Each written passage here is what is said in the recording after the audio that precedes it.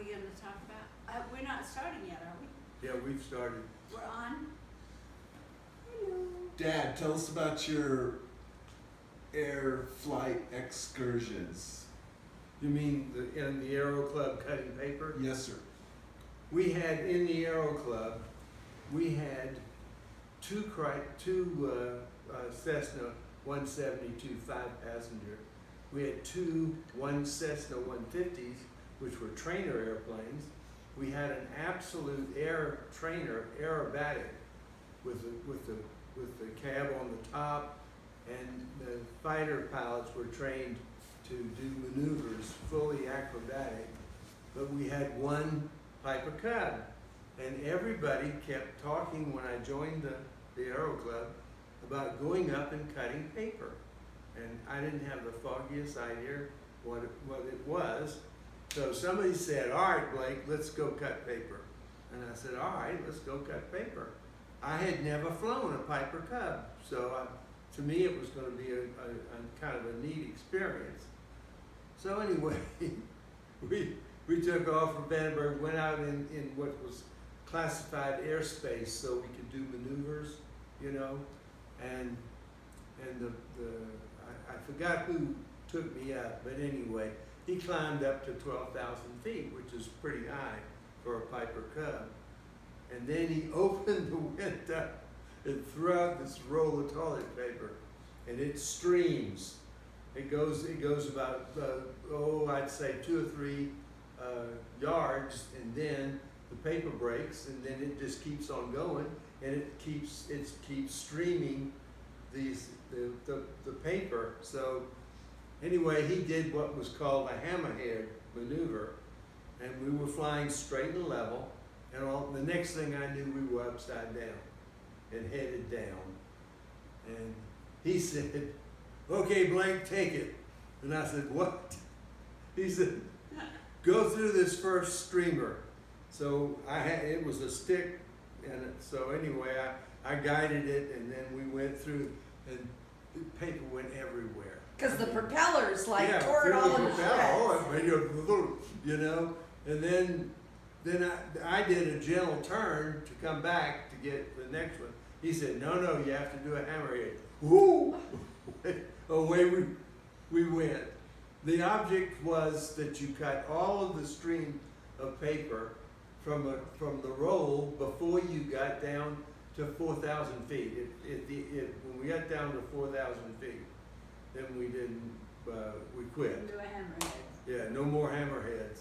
Because you lose about 1,000 feet every time you do a hammerhead. Okay. So anyway, it was my first experience on that kind of flying, and needless to say, your daddy did not do that anymore.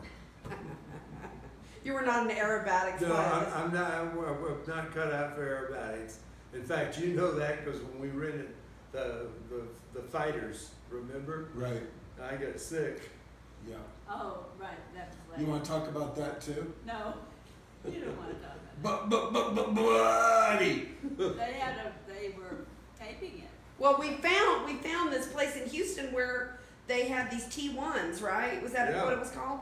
And it's a fighter, and you could It's a rent trainer. an experience. Fully acrobatic trainer And- tell Do it. it. Yeah. with laser cannons. So tell And us when- about it, Dad. And when you hit the other plane, it started to smoke. So they kept score of who could score each other. And the idea was, of course, the guy that was flying against me was a really highly trained pilot, and he never got sick. But boy, the instructor pilot sits behind you, and he took me through some turns. And I mean, I was just glad to get back on the ground. You was. This was years later. Y'all got You that filled for the your bag up, birthday, buddy? didn't you? He You got filled the the coffee plastic can. bag up. The Say- coffee can. You filled the plastic bag up. Bag. Oh yeah, it was Anyway, not a- he it was didn't not want a- to do that And again. we'd all chipped in to pay Yeah, to the put big- make it a birthday the present big- It for was him. like $500, wasn't Yeah, it? it wasn't cheap. Wasn't Yeah. cheap. Yeah. And the kids got it for his birthday or something. something. It sounded like a really good idea at the It time. did. It seemed- Dad was I mean, excited. I was thrilled, Yeah. He was, Before. he was excited to get on the ground too, I can tell. Excited to go up, excited to come down. It ended the pain. Yeah. So Mom, you were flying around too, so do you remember any fun stories, like the two-seater or anything else that you well, remember? we did a lot of flying when, you know, it was so inexpensive there at the Aero Club at Vandenbergen. And we would go, when I think about it today, I've told people, but we took our whole family, all three of y'all, and we got in this little plane and went up, and he's flying us all over the place, all over the mountains, and anyway, I would not do it today. We were just young and could do anything, and if he said it was safe, I'd say, okay, we'll go. So, How much did it cost? oh, it was cheap. What was it? $5 an hour. Plus the gas was Plus the cheap. gas, but the gas was 24 cents a gallon. Because Really. it was bought, you know, by the federal government with no taxes. And you could so- just rent the plane. And this is when we were stationed in Vandenberg Air Force Right. Base in And California. it was beautiful. I mean, Yeah. because they grew the flower seeds there, and when you got up, it was just a patchwork of gorgeous flowers in the valley, and from the air, it was beautiful. We had some nice trips, We did. and we flew to Salt Lake City to visit friends, and we flew to Phoenix, Yeah, Phoenix. and I San flew. Diego? I flew. Yeah, San Diego, yes. I flew a lot of people to San Francisco because I could fly into San Francisco International. They had a small strip, just like they do in Denver, where a light plane can go in and land, and doesn't have to get in with all the big jets. So I got $20 to fly people to San Francisco. That was a lot. It was like the first Uber, only Yeah. air Uber. Except what was so exciting in San Francisco, the runway is built out into the bay, and flying a plane that lands in say 3,000 square foot, we had 12,000 foot runway. So you just didn't land, because if you landed right away, then you had to taxi all the way to the terminal. So Tell them about flying to see Ernie. Where was he stationed? Ernie was at Camp Pendleton Is that in San Diego, Yeah, my just brother. outside of Kansas, And San Diego. And we were at Vandenberg, so Buddy really planned to go. He went by himself to go see my brother Ernie, and anyway, you tell them how they thought Well, he was a big officer. number one is officers fly planes, not enlisted people. Generally. You know, and I was a staff sergeant at the time. So anyway, but you know, in the Air Force, anybody can fly. So, and they encourage it. They want you to experience that. So anyway, I landed, and it was a government airplane, so it was registered, and I filed a flight plan from Vandenberg Air Force Base to Camp Pendleton. And after I flew in, and they send a truck out, the Air Force does, or the Marine Corps does. It's called Yeah, Follow Ernie was Me. in the Marines. It's a Follow Me truck, and it has arrows to point which way. And they lead you into the hangar space and where your plane's going to be stored. So anyway, as I was getting out the airplane, I had 2 military police saluting me. They thought he was like a big captain or something. Yeah. Like the Marine Corps. And I let was them different. think. It tickled Ernie, my brother. Yeah, thought he it was- so cool. He said, "Boy, you're quite the ramrod." I said, "Yeah." Anyway, But I spent the night with him, and he and Chris. and I tell you, the difference between the Marine Corps and the Air Force is just traumatic. It really, really is. Poor Ernie had a bunk in the barracks, like I had when I was in basic training.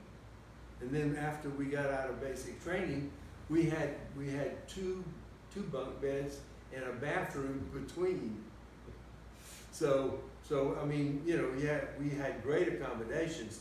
He was in one of those old World War II barracks, and he had to keep his bed there and flip the coin, and I mean, he had to stand inspections. I couldn't believe it. Even though Christine.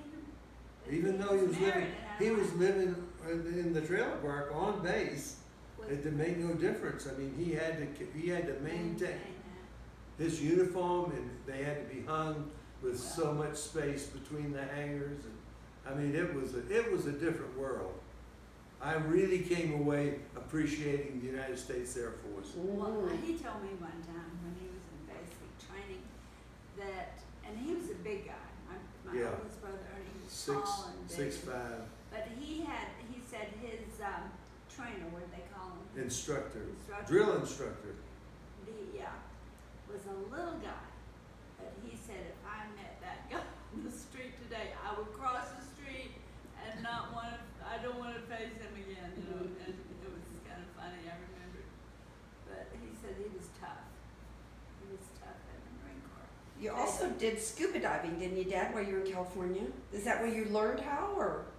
Actually, I was scuba diving on Johnson Atoll remember when I was stationed out on Johnson Was that Atoll? before That was or after California. California? No, I had 2 assignments in California with a remote tour on Johnson Atoll, shooting down In between, satellites. So that's where I became a NAUI instructor, a certified NAUI instructor. If you go to let's just say Mexico, you have to if you get scuba gear, you have to be certified for it, and somebody has to sign off. That's what a NAUI instructor does. He checks everybody.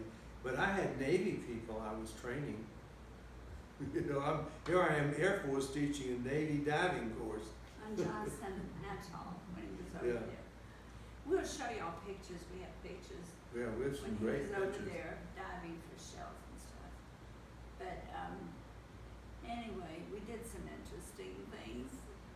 When you're young, you don't think about it like today. It scares me today to think about the things we did, like taking our whole family up and over mountains, and oh my God, I would Yeah, we flew across the Rocky Mountains when we in went to that Salt Lake little City. plane. And And, when and when you'd have air pockets and let me things in that little. tell you about Hill Air Force Base. Here we are. It was a traumatic flight. I had no concept. I mean, the air currents Now would he take us admits it. to 14,500 feet, and then I get caught in a downdraft. The next thing is I'm 8,000 feet. You know, and so we were going up and down, and when we got, I was nervous. We got to Hill Air Force Base. There were 5 airplanes in the pattern, and of course, I was flying 97 X-ray, and so I reported to the Hill Air Force Base tower. I said, "This is 97 X-ray coming in at the outer marker." Now, they're used to handling jet planes, right? I'm going put at 120 knots, and everybody else is at 200 or so. So anyway, the tower called me again and said, "Well, where are you?" I said, I'm at the 10-mile point. I'm 10 miles. I said, I can see the base, you know. And so he cleared me to land on this runway. And so I'm lining myself up. I've got all these planes flying much faster than I am, and so I'm laying out my course for upwind and downwind, and finally the tower comes on and says, 97 X-ray, where are you? I said, I'm 3 miles out. He said, make a straight in approach. So I lined up with the runway, and as I was landing this Cessna, okay, on the same runway at the other end, there's a C-130 aircraft landing, and the tower said, 97 X-ray suggests you that you pull off the runway and I'll send a follow me truck. Quickly. Yeah. So, but I mean, there's things like that can happen, but it made for a very exciting landing. Exciting for you, scary for me, but We used to go to the beach when we were in California. We used to go to Pismo Beach and Shell Beach and We went to the beach in Santa Barbara a lot because the scuba diving was just perfect there. And there were a lot of kelp and a lot of fish. where did you get the abalone? At Pismo, Pismo. yeah. so how do you get an abalone? What you do is you look for rocks jutting up out of the water. And the abalone will always attach himself below the water mark, the low water mark. And so then you just swim out. You want to do this at high tide. So you watch your tides, and when the tide is up, you swim out, and then you have to count waves. Waves come in a series of 7, and the 7th wave is a real big one. And so when the 7th wave goes by, when the big wave goes by, then you put yourself in position, you dive down, free dive. I was free diving, I had no scuba gear. I'd free dive down into the rocks, and with my knife in my hand, I would find an abalone and see it, and then I would approach the abalone, watching him breathe. He's sucking water in and out, and when he sucks in, you slide your knife right up underneath him, They stick to the rock. and then you have to pop him off the rock. I lost one the first time I did that. I lost a diver's knife, a $13 diver's knife, because he went down and I couldn't pull the knife out. And they're like pure muscle. Yeah, Yeah. it's Like pure that whole muscle. thing is like muscle. Yeah, it's like a muscle this big and that thick. So you have to pop him off quick, and then you always have to pay attention to those waves, because they can throw you against those rocks and you can really eat. But I was wearing a full wetsuit because the water was so cold there. But we would, as you know, we'd go and get a dozen or more abalone, and it was the best It is eating. delicious. And so did you ever have any competition down there for the abalone? Any seals? Oh my gosh, the seals were, They loved them. they were fun, but they scare you. I mean, they push you, they goose you, They attract sharks. and of course, what the seals want is for you to drop the abalone.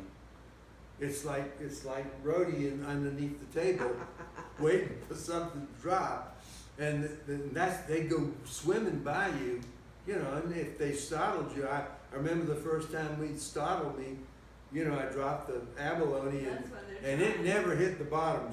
That seal was on that abalone like that, and already started to eat the abalone, because they love abalone too. And the shells were gorgeous. Yeah. All that mother. I carried pearl a knit nylon thing bag that I could put my abalone in. Did they ever try and steal your bag? No, I Okay. don't think so. I mean, they poked, they played, they were like squirrels. They had Big squirrels. they had a good time. I mean, jumping you know, around all over. I really seriously considered several times maybe playing with them, Mhm. you know. But then there's sharks in the water too. Right. So you don't want to attract too much attention. You just want to get in there, get your abalone, and get out of there. Did you get any other kind of fish or Well, free diving, or that wasn't I really? went free diving with a gun. Right. And do y'all remember me shooting the gun through the fence? Fits. On Who the got other, the bloody nose? yeah, Who got that? me. Okay. I did not know in the water when you're holding the gun, you know, and you fire it, there's not a lot of recoil. But when you're in dry air, there is a hell of a recoil, and I had cocked it, you know, to the fullest position I could get, and I held it out like this, and I pulled the trigger, and it went through the fence and into the ground about this far. But it gave me a bloody nose too, because it, Pop with that. The reflex. yeah, the reflex, the recoil from the gun was unbelievable. Never did that again either. What about, have you talked about Johnson Atoll and the diving that you did on any of these interviews? Have we covered the stories with the diving and the diving partners and the reefs and all that? I don't know if we talked about Bill Brook or not. Bill No. Brook was with, We're talking about Johnson Atoll now. Johnson Atoll. oh, no, I'm talking about at Vandenberg after I came back from the atoll. That's when I did all of the scuba diving, and free diving. Because what I learned on the atoll is, I could cover 5 miles of territory looking for shells, and Triton trumpet shells, which were worth over $100 at the time, if you could get one. And so I finally found one, but anyway, I love to free dive because the scuba tank really drags you down. You can't cover half the territory, you know, and you're weighted down with weights and the tank, you know, so, and you go slow. But I could free dive, and I got to the point where I could free dive for 2 minutes. I could really, but we drove every day. You know, I would get up at 6. I worked a 6-hour shift from 6 in the morning till noon, and then I was in the water. I got the We reef got raft, pictures, we have the album. you know, and we'd go out and swim, and we were also shooting moray eels, and I was getting 50 cents a pound for the moray eels. So Dave, you always have one diver that dives with you, and they are your buddy, and you stick very close. You look after each Back to other. back. So you're always prepared, and if you encounter sharks, and you don't go in the water that you don't encounter sharks. So when you carry your spear gun, all you have to do is tap a shark on the nose, and he has got a very sensitive nose, and he's gone. He won't mess with you after that. So Dave and I would be looking for shells, and we covered each other. Tell the story about the one with the big shark. I love this story. Dave and I were the only 2 divers on Johnson Atoll that went over the reef. And so inside the lagoon, there were maybe 300 or 400 people that swam inside the lagoon. And so the really nice calorie shells were found on the other side of the reef. But you had to count waves, and if you got caught and you wound up on top of that reef, and the wave didn't carry you over into the lagoon, you were in deep trouble. It was a coral reef. You'd be gonna be It cut was a up. coral reef, but it was full of these sea urchins with these spines that Right. they come out this far, and so several times I got stranded and wound up putting my feet down because I didn't want to go head first, and I had to go to the hospital and get treated Get this fun. because those spines are active, and they take a needle and put it right in the center of the spine and go down, and they put some sort of a chemical that melts it. Wow. Nasty. Yeah. You Well, don't want it. the alternative is to have somebody urinate on you. That would dissolve it, That would dissolve it too. yeah, so they did that too. But that's when you backed into one of those sea urchins. Sounds like they peed on you, buddy. They feed on it. Yeah, they peed on me. But And you were George- glad to have them be on you too. George wanted to tell about the time you, Oh, the shark. when the shark came up. We, and the- Dave and I went over the reef, and the first set of, we counted the waves, and we got this really big wave, and we went over it. So we're diving out in free water now, and so the reef is you can dive in the lagoon. The depth of the water is about 10 feet, but outside it can be 100 feet. And so we were diving in territory that nobody had been diving looking for shells. So I'm going down. We're taking turns. One each goes down You and were looks. on a big Raft. raft, right? Yeah, but it was in the lagoon. Oh, okay. So anyway, we went over, and I'm looking for shells, and Dave finds this big calorie shell. You know, it's worth at least $30. You know, so he shows me his calorie shell, slips it in his bag, and so I go down next, and so I'm excited now. The moray eels are in these reefs. In other words, they live inside the reef, And they have big teeth. and so they have big teeth like a sewing machine, and they're shaped like this. Anyway, so when you went down and you found a shell, you reached down and took your diver's knife out, and you tapped on the coral.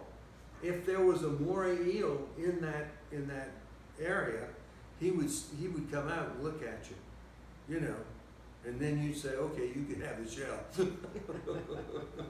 But anyway, so I went down, and I saw this big shell, and it's the biggest one I think I ever saw.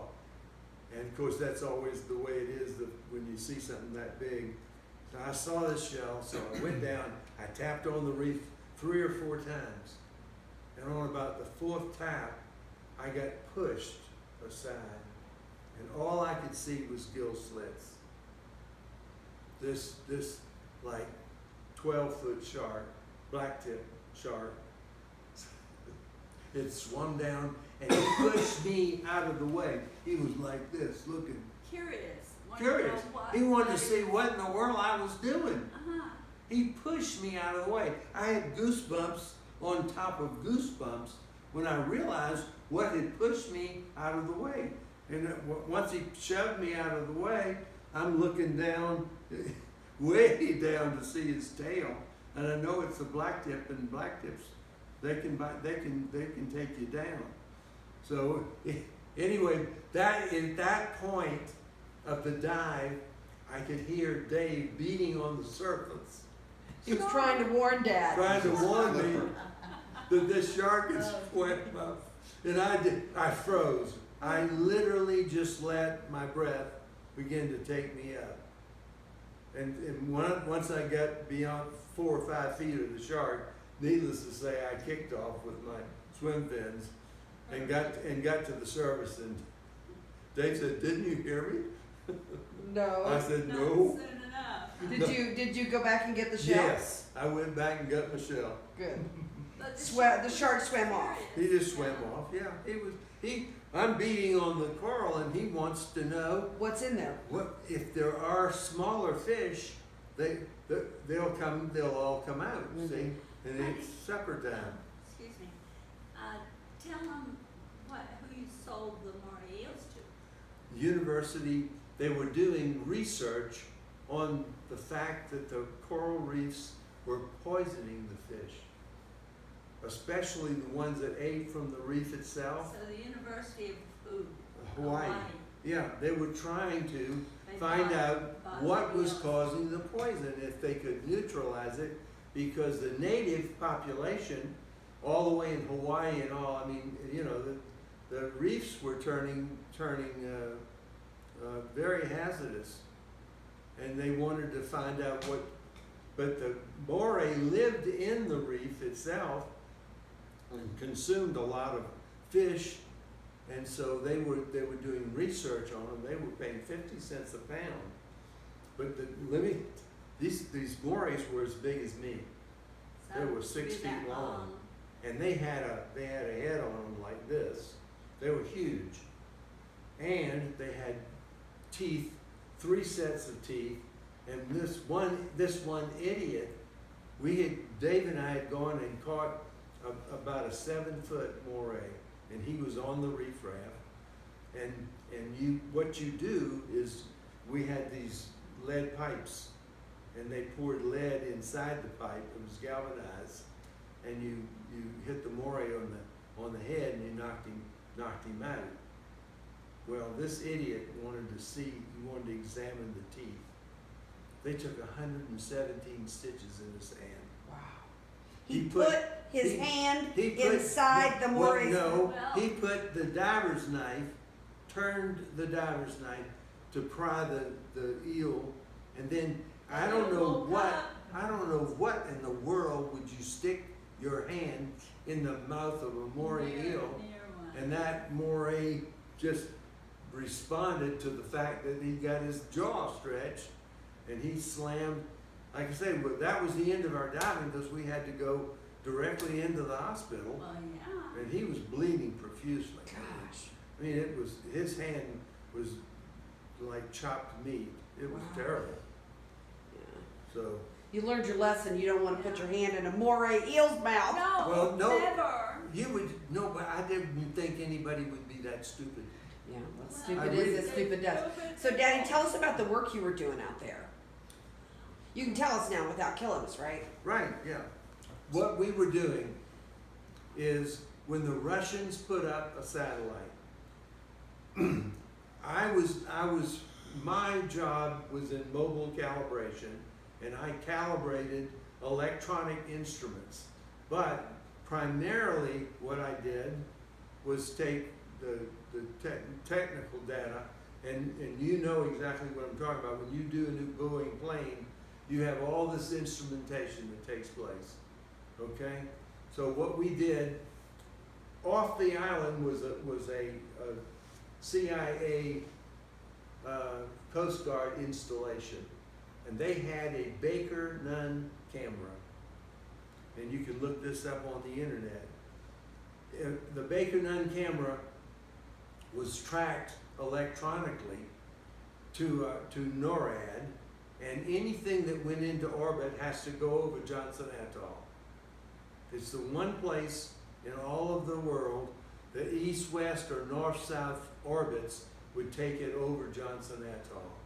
And so they had this Baker Nunn camera, and we had the radar track coming in from NORAD.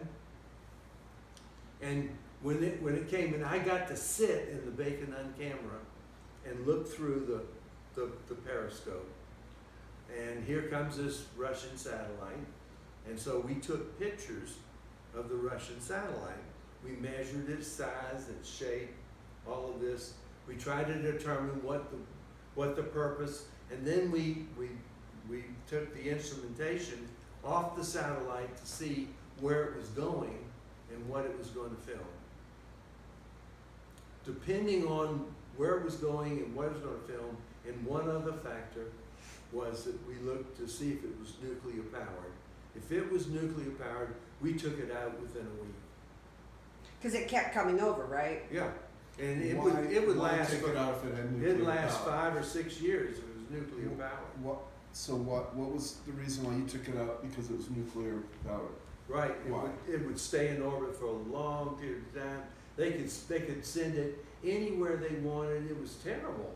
I mean, you know, It was a spy most satellite. satellites, and even in America, we launched for a specific purpose and to look at a specific area, and we could only stay up filming for a week or two.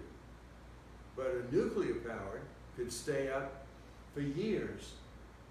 And so when they launched the nuclear powered, and we verified with the Baker Nunn camera that in fact it was nuclear powered, then the next time it came around Johnson Atoll, we fired a Thor ballistic missile Into space? into space to intercept the satellite.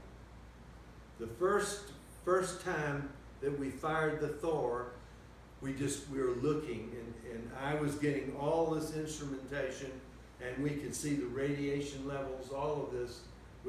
So we verified, in fact, it was exactly what we thought it was. Okay?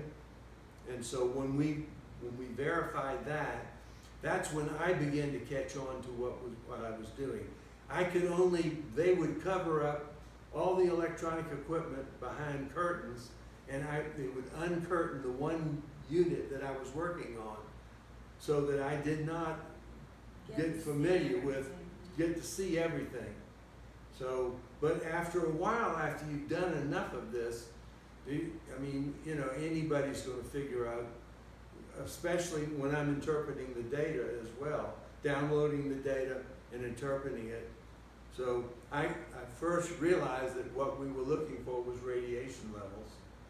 And so once we saw the radiation levels and could verify that in fact was what we thought it was, the next time it came around, it greeted a Thor with a special nose cone. We had the nose cone on the missile itself consisted of depleted uranium spikes.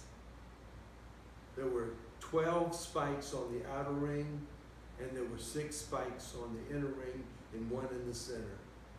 And they had explosive bolts, and what they would do as it approached the satellite, when it got within yards of the satellite, those explosive bolts would turn loose, and it was like a shotgun blast with all these, and it would just wipe the satellite out completely. So now this wasn't an act of war because these were spy satellites. Right. So the Russians were trying to spy on us, and we were taking out their satellites. And there's another story Because they couldn't admit that they sent that them follows up. on. After we would shoot down their satellites, they sent first they sent cruisers, Soviet cruisers, out to Johnson Atoll, and they rammed our seagoing barge, and there was no beer on the island. What do you mean they rammed? What are you talking about? Explain more. The cruiser, the Russian cruiser, we were supplied from Hawaii with what was called an ocean-going barge. It's a tugboat that's pulling this huge 75-foot-long barge. And it was loaded with beer and whiskey and all kinds of stuff. Anyway, the first time the Russians rammed it, and it sunk all the beer, everything went to the bottom. So But they knew you were there?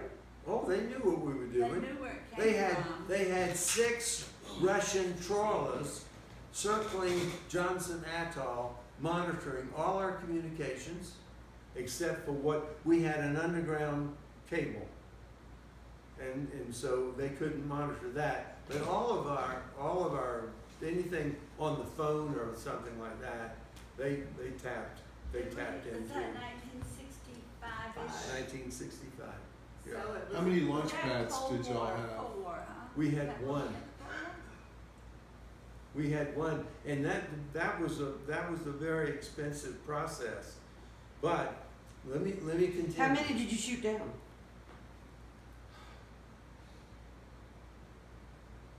We shot down, I'd say, on the average 3 or 4 satellites a month. Oh yeah. Would it surprise you to hear that Johnson Atoll now has 6 launch pads? 6 now? That wouldn't surprise me at all. We just had They- one. They looked We better. were the first. There's a couple of things that we did that had never been done before. When that first satellite went by and we got all that telemetry data, there was an ejection. All the cameras, all the information was ejected in space, and the capsule was tracked. That was one of the data that I interpreted. We could see it coming down, and we sent a C-130 with this long retrieval gear that was on the nose of the C-130, and they snagged it. Were the Russians going to get it too? It was their camera. Oh, no, the Russians, it was too far from Russia. It was all U.S. territory. So anyway, we learned It's to not snag in the this. air, not even in the ocean. They never hit the ocean. We caught it before it got. By plane.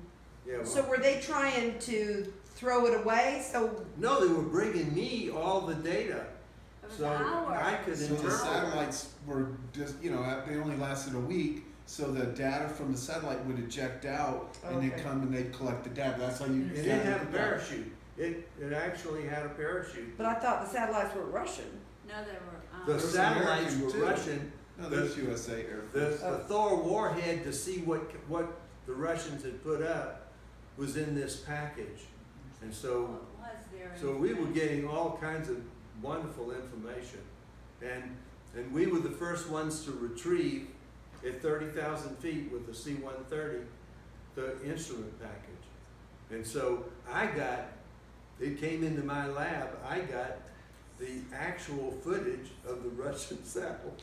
Wow, Dad. Yeah. Wow. I mean, it was to say it was exciting, and you can't talk about it. You cannot even discuss it with the lab tech that's next to you on the calibration lab. Well, in the years in the you lab, you couldn't couldn't even discuss. No, you couldn't even discuss it among yourselves.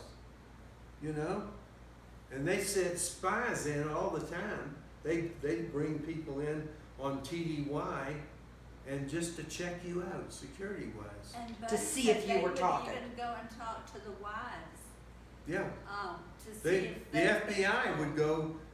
Bobbie doesn't know it, but I bet you 2 or 3 times she got I don't- interviewed by the I FBI. doubt it. I don't remember. Anyway, I didn't know anything because he wouldn't tell me. I know one enlisted man that spoke, and his wife, he got discharged, dishonorably discharged, Wow. for disclosing classified information. Wow. They're not playing around. No, oh No, no. well, And that was a scary time with Russia and Yeah. Well, the Russians were ahead of us in technology.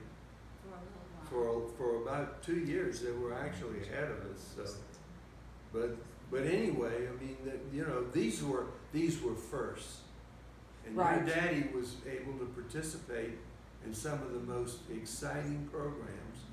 And after a while, I got more special clearance, and so I could talk to select people. Mhm. For instance, I could discuss with the launch officer any procedure that I felt would make our job more effective. So it was the first time that we were actually allowed to talk to one another. Out of your time there, what was probably the most exciting thing that you saw when you were there that you can talk about? The most exciting thing on Johnson Atoll was we had this big dock where the barge came in, and we had a ramp, and every one of us had a horse.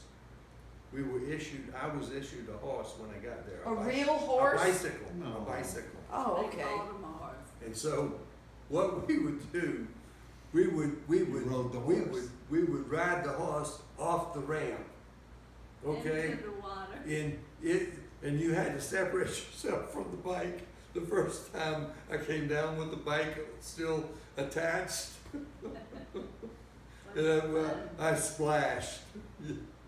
Knocked me silly. I mean, I was like, "Ugh."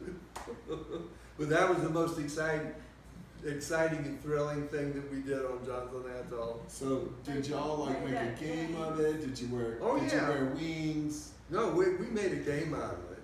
The idea was that the guy that got the first guy, we had a pot worth $360 when I won it.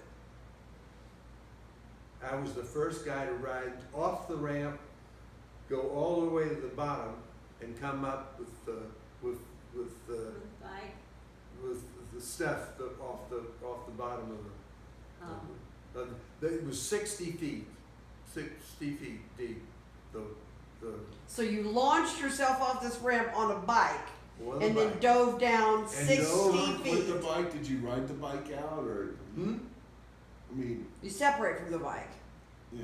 You separated when you got airborne because you did not want to get clobbered by the bike, Right. and it'll come down on top of you. I mean, Or you you know, come down you and want talk some- or you come down on top of it. You That'd don't be want to. bad, too. You want to do that. You want to separate yourself real quick. That's- So what was That'd this be great. 60? It's the $360 pot. Everybody kicked in, right? Winner take all. Yeah, winner take all. And First then, person what to was get the? first person to get to the bottom, and I got it. And you had to bring like a rock or sand or something. Sand, just coral sand, ground up coral sand, because they ground it. They actually pulverized the bottom there, and so I was the first one to bring up a sample. But it was, they looked for things to do. It was like, you know, when they weren't on duty, it was just this little island with nothing there. 1,800 men. Wow. A lot of people, but That is a lot. small area. Renee, I worked with McDonnell Douglas, had the contract for the lab to calibrate all these electronic instruments. Let me classify. Here I am, I'm a staff sergeant. I make about $360 a month. The guy working next to me is a paid civilian. He's staying in officers' quarters. Every 90 days, he goes back to Hawaii, and twice a year, he goes back to the States for 2 weeks. And his money was not taxable. But my little pittance was taxable. And so, He made a lot of money. oh yeah, he would, Big. $60,000 to $90,000 a year In 1965. in 1965. So- And so they made me an offer that thank God I refused. I mean, Think no, Douglas.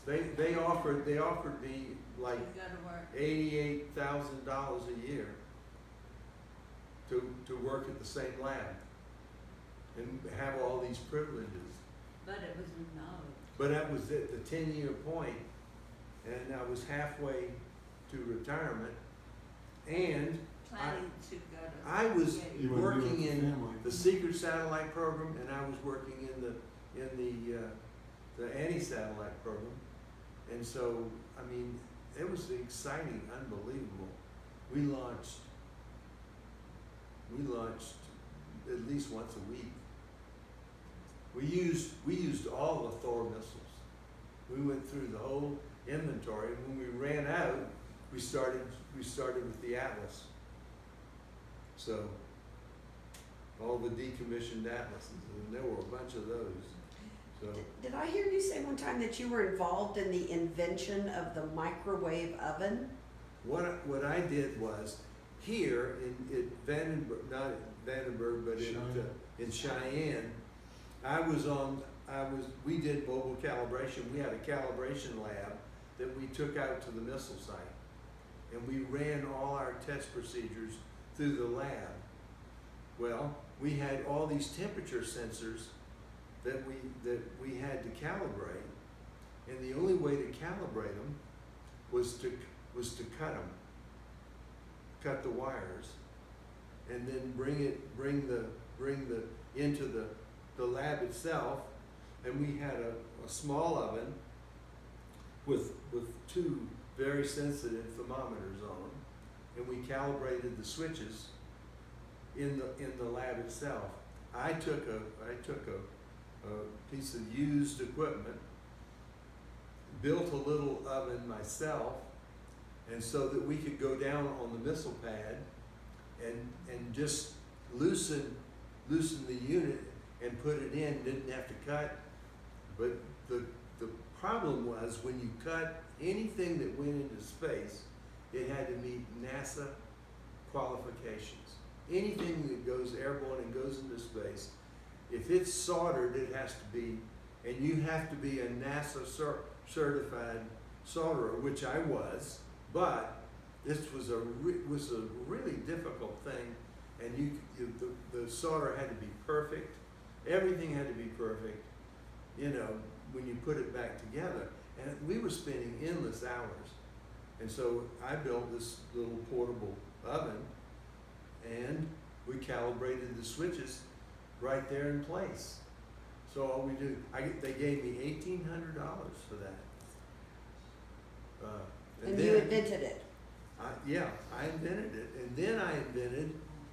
We needed, when we built the new launch pad at Vandenberg, we didn't have a countdown clock, and the countdown clock, seemed like they wanted $360,000 for a countdown clock. I took a step generator, which made a pulse every second, and was extremely accurate, and converted it and made a countdown clock from spare parts. They didn't give me anything for that. But that was at Vandenberg, and it was run by civilians. It was a civilian contract, you know. I literally worked for civilians most of the time that I was at Vandenberg, and all the time I was on Johnson Atoll. So you were right what next were they to launching at Vandenberg? Well, we launched satellites. I don't know if you probably don't remember, but when we first went, we launched during the day, and those Russian trawlers, optics were getting so good that they were getting all kinds of pictures, and so we went to night launches. I'm sure you'll remember the night Well, I launches. remember the school shaking every noon, like Yeah. every day they were launching. You could, Remember? the buildings were rattling. I remember We went out buildings and We went rattling to, out. we went, I remember going to night launches too. Well, we'd take popcorn, we'd be in our Yeah, take pajamas. popcorn and We were already Yeah, ready for bed, babe. We go and watch. Yeah, that was, y'all were little. one of the funniest things that happened at Vandenberg was we had this general officer who had a terrible reputation, because he wanted everything done precisely and on time, and he didn't tolerate. He was an ex-pilot, and you know, you fly an airplane, it's one thing, but when you start dealing with 360,000 parts on a missile, and it's quite often you get delayed. And we had to launch through a what we call a 3-minute window. And you know what I'm talking about, because everything had to be properly aligned, and you had to fire that bird in the exact orbit, and then you could only correct it one time. You only had communications one time to make any final adjustments on the flight path and what the orbit was going to be. So anyway, we tried 3 days in a row to launch, and every time they changed the launch window, we got down to the count. The countdown was a 15-minute countdown on this satellite. We got down to T-8 and got stopped because a train was going through Vandenberg, and you couldn't launch with a train, and we had to shut the system down. This officer was called Sundown Wells, and he was called Sundown Wells because if you didn't do the job right, he got you thrown out and sent to Alaska. And he did not want the sun to settle on you. You were gone. Sundown. Make one mistake. Before sundown, I know a lieutenant colonel that was gone by sundown. Anyway, he came into the blockhouse, and I'm working on the IBM computer, and we are totally frustrated because a stupid train ruined our schedule, and everything was going perfect. He walked into the blockhouse. I'm on the floor working on this IBM computer, running diagnostics to try and figure out where we were in it, were there any other problems involved, because if there was, we wanted to get them solved. This general officer walked into the blockhouse. He kicked the trash can across the blockhouse, the launch pad. I mean, the paper paper went flying. He lit into this lieutenant colonel, and this poor staff sergeant's like, oh my God, this is the worst thing I've ever seen in my life, you know, and Lord, keep him away from me. I crawled into the computer. Right. I Talk about laying low. I disappeared. Your daddy. You don't want to go to Alaska. No. Anyway, just read the launch crew. You know, of course, I was a member of the launch crew, so, and you just didn't know how far down the totem pole. But when they start sending lieutenant colonels to Alaska, you're in deep trouble. So, but it was a very serious business, and we were costing hundreds of thousands of dollars, I guess. I don't know. Well, we were at F.E. Warren in Cheyenne when the what do they call Cuban it? missile? The Cuban Missile Crisis. Crisis, when they counted down ready to launch the missiles at One of the things that I did, one of my specialties, everybody had specialties because the missile system was so complicated. And so I calibrated certain instruments, but I also calibrated the countdown clock, which was tied in with Offutt Air Force Base. And so we could regulate, you know, what any alerts or anything like that. So when the Cuban Missile Crisis came, they called me in the middle of the night, and I went out. That's when they shot down the U-2, and we went from DEFCON 3 to DEFCON 1. And like I say, I worked on the countdown clock, so I knew they were in the blockhouse, and they were where the target was going. They were where the missile was going. And all three of those pads, there were three launch pads in this complex. All three of them, we were loading fuel aboard two of the three, and the countdown clock was working for the other one. And I thought, you know, here I am. My wife is in my family is going to get annihilated if we go to war. It really went back and forth, and it was headed that way for a while. It was very scary. Because Cheyenne would be one of the places they hit, right? Oh yeah, they would have hit. They couldn't. There were so many. The pads were scattered so much. They would have just hit the base with all the facilities. So, and we knew that. We were told that they would launch against the complex. There were too many scattered missiles for them to try and individually take out each missile. So, or each missile site. And I'm sitting there thinking, you know, do you even want to survive this?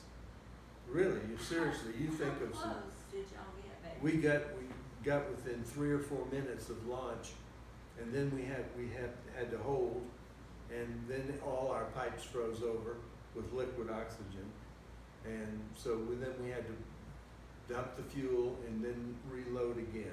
But then they called it off. Then they called it off. Yeah, there was about 6 hours that we were at DEFCON 1, and the missiles were ready to go, and we were that And that was close. Kennedy? Most people Kennedy, don't right? know how close we came. Was that President Kennedy? Hmm? Who was the president at the time? Kennedy. Yeah. It was scary.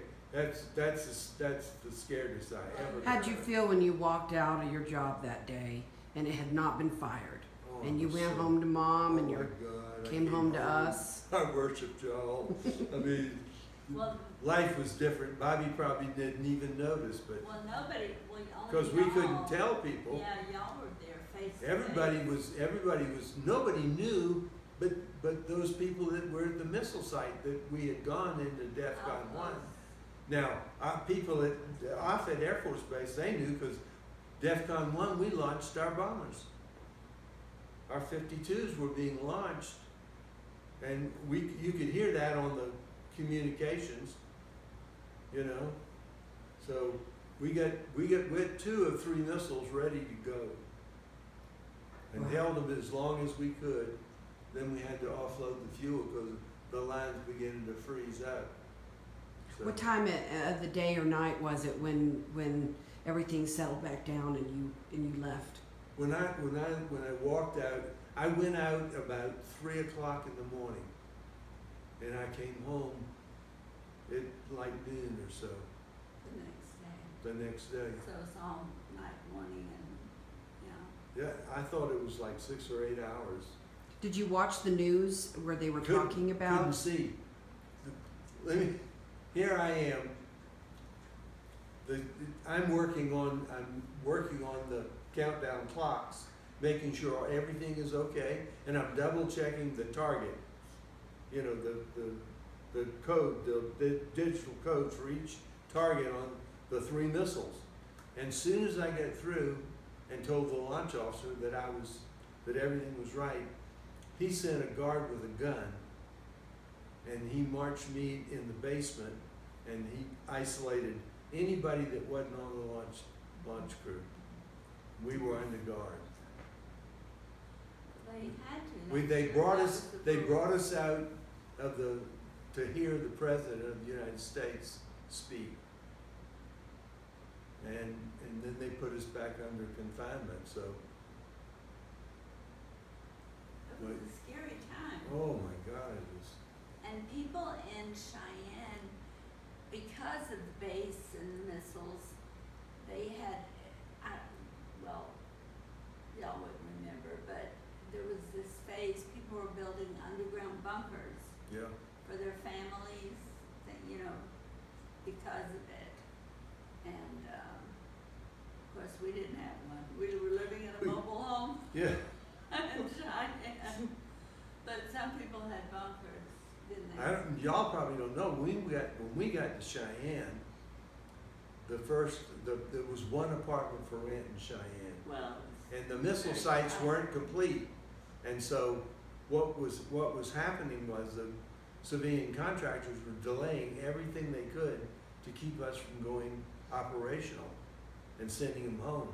And they weren't going to make all their big bucks on overtime and all this kind of stuff. it's the military. But there was one apartment, and so we rented a 1-bedroom apartment, and then they sent me to Syracuse, New York, to go to the calibration school for the missile guidance 6 system. months.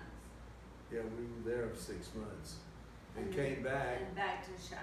and But there that- was, when we bought the mobile home and all, when we came back. But you were a baby, Tony. yes, you were. George was a baby too. Awesome.